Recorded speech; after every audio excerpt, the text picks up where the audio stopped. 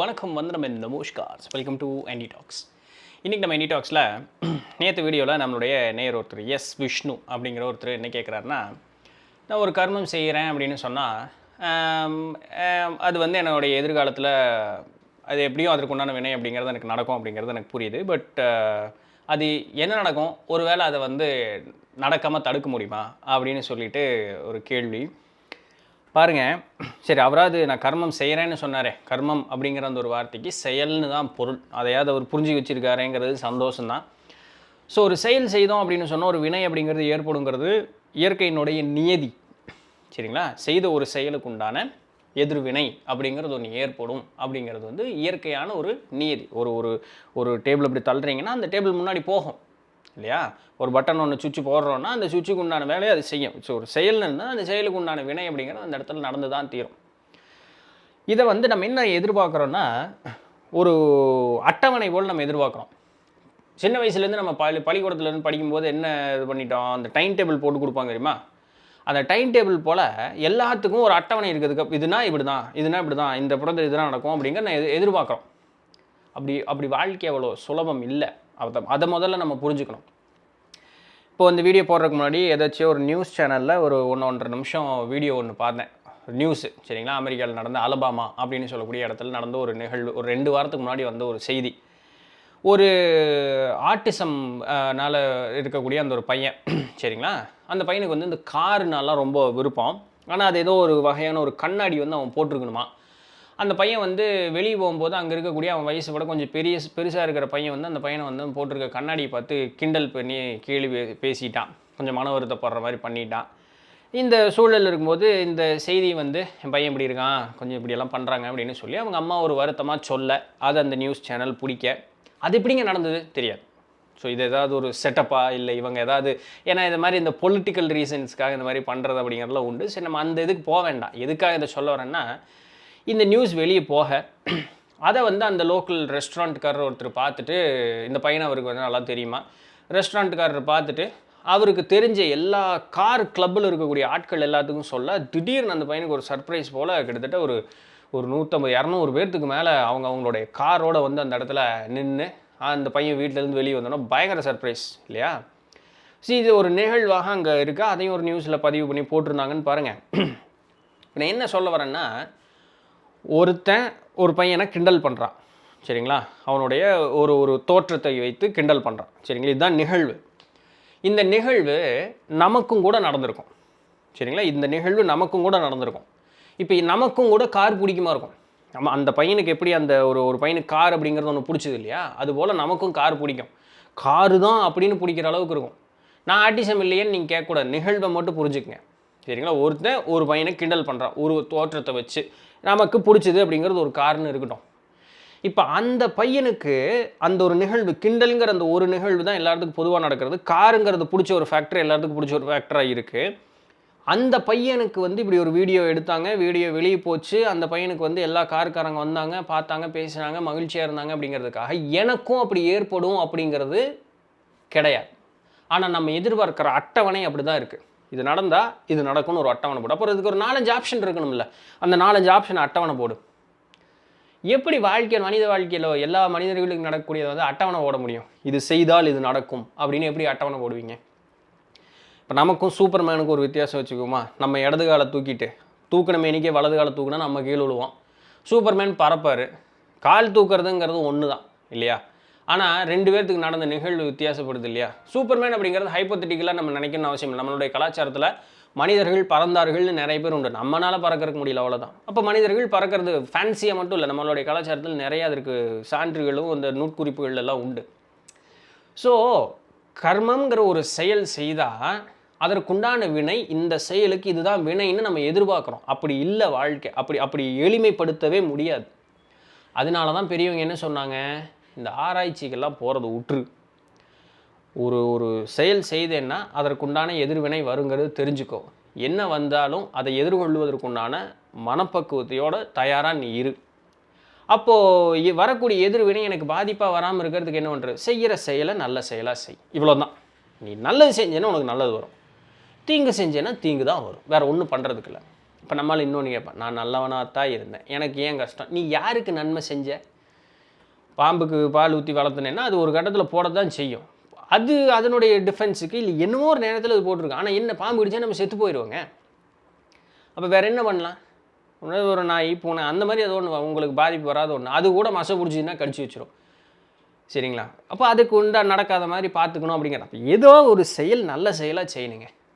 அது யாருக்கு செய்கிறாங்கிறதும் தெரிஞ்சு செய்யணுங்க. இல்லை பாத்திர மருந்து பிச்சை இடுன்னெல்லாம் சொல்கிறாங்க இல்லையா? ஸோ இதை எளிமைப்படுத்தணும்னு ஒரு முற்பட்டு போகக்கூடாது. இது செஞ்சால் இது செஞ்சால் இது அப்படின்னு முற்பட்டு போகக்கூடாது. அப்போது நான் துன்பப்படுறேன் ஏன்னு காரணகாரியம் இருக்கும், ஒரு ஃப்ளோ இருக்கும். என்ன செஞ்ச இதனுடைய வினை இது, அதுக்கு உண்டான ஒரு செயல் செஞ்ச அதுக்கு உண்டான வினை இது, அதுக்கு உண்டான ஒன்று செஞ்ச அதுக்கு உண்டான வினை இது. இவர் இது செஞ்ச இது ஒன்று செஞ்ச அதுக்கு உண்டான வினை வந்தது, அந்த வினை உனக்கு பிடிக்காத ஒன்றா இருந்தது, அதிலிருந்து மீண்டு அங்கேயே கட் பண்ணி நல்ல இடத்துக்கு போகிறதுக்கு வாழ்க்கை ஒரு வாய்ப்பை கொடுத்துருக்கோம். ஆனால் நம்ம அதை பார்க்காம எச்சா கீழே இறங்குறதுக்கு உண்டான வழி பார்ப்போம். இது சராசரி எல்லாரும் வாழ்க்கையில் நடக்கிறது தானே. மீண்டு வெளியே வரவங்க சரி நான் செஞ்சது தப்பு தான் உணர்ந்து வெளியே வரவங்களுடைய சொற்பம், அவர்களுடைய வாழ்க்கை நல்ல முறையில் மாறி இருக்கும். லாஸ் ஆஃப் த ஸ்பிரிட் வேர்ல்டில் இந்த மாதிரி நிறையா நிகழ்வுகள் அவங்க எடுத்து சொல்லுவாங்க, அதெல்லாம் பார்த்துருப்போம். தவறு செய்தவனும் திருந்தி நல்ல வாழ்வுக்கு போகிறது அப்படிங்கிறதெல்லாம் பார்த்துருப்போம். அப்போது இது முந்தின பிறப்புலையும் இருக்கலாம், இந்த பிறப்புலையும் இருக்கலாம், யாருக்கு தெரியும்? தெரியலை. நான் இன்றைக்கி துன்பப்படுற இந்த பிறப்புலையே இருக்கட்டுமே, நான் இன்றைக்கி இந்த சூழலில் இருக்கிறது ஏன்னு கேட்டால் நான் என்னைக்கு என்ன தப்பு பண்ணேன்னு நம்மளால சிந்திக்க முடியாது. நிறைய பேர் என்ன சொல்கிறாங்க, முந்தின பிறப்பில் செஞ்ச தப்புங்க இப்போ செஞ்சதையே நமக்கு சிந்தனை பண்ண முடியல, இந்த காரணத்தினால தான் இது நடந்தது, இதுக்கப்புறம் இது நடந்தது, இதுக்கப்புறம் இது நடந்ததுன்னு லிங்க் பண்ணி கொண்டு வர முடியல. நம்ம முந்தின பிறப்புக்கெல்லாம் போயிடுறோம். சரிங்களா? அதனால் ஒரு செயல் செஞ்ச வினை அனுபவித்தே ஆக வேண்டும், அதில் மாற்றுக்கிறதே கிடையாது. அதற்கு அட்டவணை இது செஞ்ச இது போடணும்னு அட்டவணை போட முடியாது. அந்த எதிர்பார்ப்புலேருந்து வெளியே வந்துடுங்க. என்ன வேணாலும் நடக்கலாங்கிறதுக்கு ரெடியாக இருங்க. அவ்வளோதான், அதுதான் வாழ்க்கை. அதனால தான் வாழ்க்கை சுவாரஸ்யமானது, எதிர்காலங்கிறது தெரியாதது அப்படிங்கிறதுக்கு உண்டான காரணம் அதுதான். இப்போ நம்மளுடைய உலகங்கிறது என்ன? இந்த மொத்தம் உலகமே நம்மளுடைய உலகமா? இல்லை, நான் தான் ஃபஸ்ட்டு உலகம். எனக்கு இருக்கிற உலகம் யார்? நான் அப்படிங்கிறது தான் ஃபஸ்ட்டு. சரிங்களா? அடுத்தது என்ன? அப்பா அம்மா. அடுத்து யார் வருவா? அண்ணன் தம்பி அக்கா தங்கச்சி அவங்க வருவாங்க. அப்புறம் உற்றார் உறவினர்கள் அப்படின்னு வருவாங்க இல்லையா? பின்ன நம்மளுடைய வாழ்க்கை துணை வருவாங்க, பின்ன அவர்களுடைய சொந்தமெல்லாம் சேருவாங்க, பின்ன பிள்ளை வரும். அப்போ அந்த ஒன்றோ ரெண்டோ மூணோ எத்தனையோ ஒரு பிள்ளை இருக்கும். அப்போ இதுக்குள்ளே மட்டும்தான் இதுதான் என்னுடைய உலகம், இதுக்கு மீறி வேறு எந்த உலகம் கிடையாது. பக்கத்து தெருவில் என்ன நடந்தாலும், பக்கத்து வீட்டில் என்ன நடந்தாலும் அது எனக்கு பற்றி கவலை கிடையாது. என் வீட்டுக்கு வராத வரைக்கும் எனக்கு எந்த பிரச்சனையும் இல்லை. இதுதான் நம்மளுடைய உலகம், இதுதான் மனிதனுடைய நிதர்சனம். இருக்கக்கூடாது தான், பட் இதுதான் மனிதனுடைய நிதர்சனம். சரிங்களா? இப்போ இந்த சூழலில் இந்த உலகத்திற்குள்ளே நான் ஒரு வாழ்க்கை பயணம் பண்ணிக்கிட்டு இருக்கேன், ஒரு செயல் நன்மைக்காக செய்கிறேன். இந்த சிறு உலகத்திற்குள்ளேயே எனக்கு எதிர்வினை, மோசமான எதிர்வினை வருது. நான் என்ன பண்ண முடியும்? தெரியுது, அது அந்த லட்சணத்தில் தான் இருக்குது. நான் என்ன பண்ணுறது? குடும்பத்துக்குள்ளே வந்துட்டேன் இல்லையா? பொண்ணுக்கு வழக்கமாக புலம்புறது, வாக்கப்பட்டுட்டேன், என்ன பண்ணுறது? கடைசி வரைக்கும் இருந்து தான் ஆகணும். பையன் என்ன உலமா கட்டிட்டு வந்துட்டேன் அப்படின்னு. இது புருஷன் பொண்டாட்டிக்குன்னு இல்லை, நல்ல அப்பா அம்மா இல்லாத குடும்பமும் உண்டு, நல்ல பிள்ளைகள் இல்லாத குடும்பமும் உண்டு, எல்லாமே உண்டு இல்லையா? ஆனால் அந்த உலகத்துக்குள்ளே நம்ம ஆட்கொள்ளப்பட்டுட்டோம். அப்போது அது விஷம்னு தெரிஞ்சு அதுக்கு நம்ம தீனி போட்டுக்கிட்டே இருக்கோம். என்ன பண்ண? தப்பிச்சு உங்களுக்கு போகிறதுக்கு வழி இருக்குது, போ நீ கீழே கட்டு போன்னு அனுப்பிச்சி விட்றலாம், இல்லை நம்ம எங்கேயோ போயிடலாம், வாய்ப்பு உண்டு. அந்த கர்மம் ஒன்று செஞ்சுக்கிட்டே இருந்தால் அதுக்கு வினை, எனக்கு மோசமான வினை வந்துக்கிட்டே இருக்குன்னு எனக்கு தெரியும். ஆனால் அதிலிருந்து மீண்டு வெளியே வர முடியாமல் துன்பப்படுறது யார்? நாமளே தான்.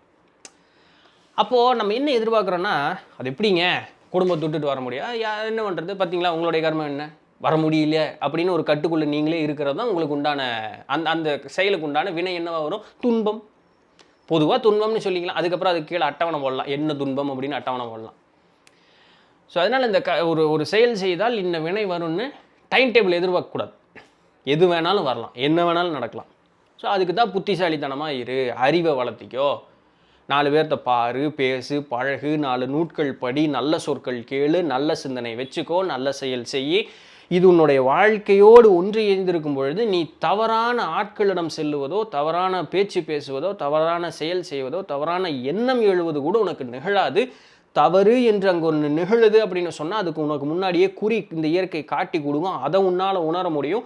அங்கிருந்து நீ தப்பிச்சு வந்துக்கலாம், பாதுகாப்பாக இருக்கலாம். உனக்கு நிகழ்வது முடிந்த அளவிற்கு நல்லதாக மாற்றிக்கொள்ளக்கூடிய ஒரு நிலையை உன்னால் உருவாக்கி கொள்ள முடியும். அப்படிங்கிறது நம்மளுடைய கலாச்சாரம் சொல்லித்தந்த ஒரு விஷயம். இதுக்கு அடிப்படை என்ன? அறிவை வளர்த்திக்கிறது, நல்லபடியாக இருக்கிறது. இன்றைக்கி நிறைய பேர் அதை செய்கிறதில்ல. சரிங்களா? எல்லோரும் சாக்கு கண்டுபிடிக்க ஆரம்பிச்சிட்டோம். நான் செஞ்சேன்னு ஒத்துக்கிறதுக்கு யாரும் ரெடியாக இல்லை. அது அதனால் நடந்தது, அவனால் நடந்தது, அப்படி தான் நடந்தது, இப்படி தான் நடந்ததுன்னு சாக்கு தான் கண்டுபிடிக்கிறமே தவிர நான் என்னை திருத்திக்கிறதுக்கு நான் ரெடியாக இல்லை. சரிங்களா? ஸோ எது வந்தாலும் அனுபவிச்சு தான் ஆகணும். செஞ்ச செயலுக்கு உண்டான வினைங்கிறத அனுபவித்தே ஆக வேண்டும். அதில் மாற்றுக்கிறதே கிடையாது. தப்பிக்கவே முடியாது. ஒரு வகையில் தப்பிக்கலாம். எப்படி தப்பிக்கலாம்? அடுத்த கேள்வி அவருக்கு நண்பர் அதை கேட்டிருந்தார் இல்லையா? செஞ்சிட்டோம், எப்படி தப்பிக்கிறது? அதுக்குண்டான வினை வராமல் எப்படி தப்பிக்கிறது? இறைவனிடம் சரணாகதி அடைவது தான். அதுதான் ஒரே வழி. நான் தான் சாமி கும்பிட்றேனே, டெய்லி விளக்கு பற்ற வைக்கிறேனே, ஊதுபத்தி காட்டுறேனே இல்லையா, கோயில் கோயிலாக போகிறேனே, ஒரு நாளைக்கு 3 வேளை குளிக்கிறேன், நான் 10 வேளை பல்லு வளர்க்குறேன், அந்த பாபாவில் வந்து போடுவா, அப்படி அது இல்லை. இந்த சரணாகதிங்கிறது என்னது? கர்மம் செய்யாமல் இருந்தால் வினை வந்து சேராது. செய்த கர்மத்திற்கு உண்டான வினை வந்தாலும் அது நம்மை பாதிக்காது. சரிங்களா? அந்த ஒரு நிலை யார் ஒருவர் எட்டுகிறாரோ அப்படின்னு என்ன, ஞானி போல இல்லை, ஞானியாகவே ஆனவர்களுக்கு மட்டுமே கர்மம் பாதிப்பதில்லை அப்படிங்கிறது தான் கூற்று. அப்படிங்கிறது தான் அவர்களுக்கு தான் கர்ம பாதிப்பு அப்படிங்கிறது வருவதில்லைங்கிறது தான் கூற்று. சொல்லக்கூடிய சொல் அதுதான். அதுவும் கிடையாது. அது நம்மளோட மனஸ்தேத்துக்கு இருக்கு. அவங்களுக்கும் துன்பம் வரத்தான் செய்யும். நிறைய ஞானியர்களுக்கு உடம்பு சரியில்லாமல் வந்து அவர்கள் இறந்ததெல்லாம் இருக்குல்ல. அது ஏன் நடந்தது தெரில, இந்த உடலினுடைய இயல்புன்ட்டு அவங்க போயிட்டாங்க. என்றைக்கோ செஞ்சதுக்கு உண்டான பெண்டிங் தான் வந்து இந்த உடலில் அவர்களுக்கு வரக்கூடிய வேதனை. ஆனால் அவர்கள் அதை எப்படி ஏற்றுக்கிட்டாங்க? உடம்புனா அப்படித்தான் ஏன் இருக்கும், மூக்குனா சளி இருக்க தான் செய்யும் அப்படின்னு அவங்க போயிட்டாங்க. நம்ம ஏற்றுக்குவோமா? அப்போது ஞானியர்களுக்கும் அந்த கர்ம வினையின் உண்டான பலன் வரும். ஆனால் அது அவர்கள் ஒரு பொருட்டை எடுத்துக்க, அவர்களுடைய மனோநிலை வேற ஒரு இடத்துல இருக்குது. அப்போ அவர்களுக்கும் அந்த கர்ம வினை வரும். ஆனால் அது அவர்களுக்கு எந்த விதமான ஒரு பாதிப்பாக தெரியாது. ஏன்னா இது நன்மை தீமைங்கிற, இது பாதிப்பு இது பாதிப்பு இல்லாததுங்கிற அந்த ஒரு வேறுபாடு எது கொடுக்குதுன்னா மனசு தான். இவங்களுடைய மனசு ஒருநிலைப்பட்ட தன்மையில் இறைவனோட ஐக்கியமாக இருக்குது. அதனால் இவங்களுக்கு எது வந்தாலும் சரி வரலைனாலும் சரி அவங்க வாட்டி பேசாமல் இருப்பாங்க. ஸோ கர்மத்திற்கு தப்பிப்பவர் கடவுள் கூட கிடையாதுங்கிறது நல்லா புரிஞ்சுக்கங்க. செய்த செயலுக்குண்டான வினையை இறைவனால் கூட தப்பித்து போவதற்கு வழி இல்லை. செய்யலே செய்யாமல் இருந்தால் வினைங்கிறது வராது. இந்த வினை நன்மையோ தீமை எதுவாக இருந்தாலும் வராது. புண்ணியம் செஞ்சாலும் பிறப்பு உண்டு, பாவம் செஞ்சாலும் பிறப்பு உண்டு. சரிங்களா? இது கடவுள் வரைக்கும் உண்மைதான். அதை தாண்டி இருக்கக்கூடிய மொத்த சாஸ்வதமாக அமைதியாக இருக்கக்கூடிய அந்த இறையோடு போய் ஒன்றர கலக்கக்கூடிய நாள் வரைக்கும் எல்லா செயல்களுக்கும் உண்டான வினையை ஏதோ ஒரு உருவத்தில் நாம் அனுபவித்தே தீர வேண்டும். இப்பிறப்பு இல்லைனாலும் எப்பிறப்பேனும் செய்த செயலுக்குண்டான வினை நம்மிடம் வந்து அடைந்தே தீரும். இதற்கு மாற்றுக்கிறதே இல்லை. தப்பிக்கெல்லாம் முடியவே முடியாதுங்கிறதுல 100% இது பண்ணிக்கங்க. பரிகாரம் செய்கிறமே இப்போ தப்பிச்ச மாதிரி தெரியும், அட்டி வேறு ரூபத்தில் வந்து உழுகும். சரிங்களா? கோயிலுக்கு போ இந்த காசு பணம் செலவுன்ற பரிகாரம் அதெல்லாம் ஒன்றும் இல்லை, யூஸே இல்லை அது. சரிங்களா? கோயிலுக்கு போகலாம், சாமிகிட்ட வேண்டலாம், சாமி இந்த மாதிரி இருக்குது கொஞ்சம் பாரு அப்படின்ட்டு. உண்மையாக நேர்மையாக இது பண்ணும் பொழுது வினை அப்பவும் வரும். அதில் வந்து நம்ம தப்பித்து வருவதற்கு ஒரு ஒரு ஒரு 4 அறை உழுகிற இடத்துல ஒரு 1.5 அறை 2 அறை உழுகும். அந்தளவுக்கு நம்ம தப்பிச்சிக்கலாம். ஆனால் அப்பவும் வினையை நம்ம அனுபவிச்சு தான் கிடக்கணும். ஏன்னா வினையை அனுபவிச்சா தாங்க திருந்துவீங்க. இல்லாட்டி எங்கே திருந்ததுக்கு உண்டான வழி? திரும்ப அதே தப்பு செஞ்சுக்கிட்டே இருப்போமே. இயற்கை அப்படியெல்லாம் விடாது. சரிங்களா? ஸோ அதனால் கர்மம் செய்யாமல் இருந்தால் கர்மமே வந்து சேராது, ஆமாம் வினையே வந்து சேராது. அப்படி இல்லை கர்மம் செய்கிறேன் அப்படின்னு சொன்னால் தப்பிக்கிறதுக்கெல்லாம் வழியே கிடையாது. நம்மை விட பல மடங்கு உயர்ந்த எண்ணம் ஞானம் மனோநிலை திடப்பட்டவர்களுக்கே இந்த கர்ம பலனுக்கு ஆட்கொள்ளப்பட்டவர்கள் தான் நம்ம பூங்கிறக்கூடிய ஆளுக. ஸோ அதனால் தப்பிக்கலாம் முடியாது.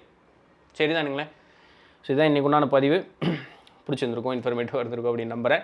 நீங்கள் எதிர்பார்க்காத பதிலாக இருக்குமா இருக்கும். பட் இதுதான் உண்மை சொல்லி தான் ஆகணும். சும்மா உங்கள் சமாதானத்துக்கெல்லாம் ஒரு பதில் சொல்லிகிட்டு இருக்க முடியாது இல்லையா? ரைட். ஸோ நாளைக்கு வேறு ஏதாவது ஒரு சுவாரஸ்யமான செய்தியில் சந்திப்போம். அது வரையும் தொடர்ந்து இணைந்திருங்கள். நான் உங்களிடத்தில் நன்றி.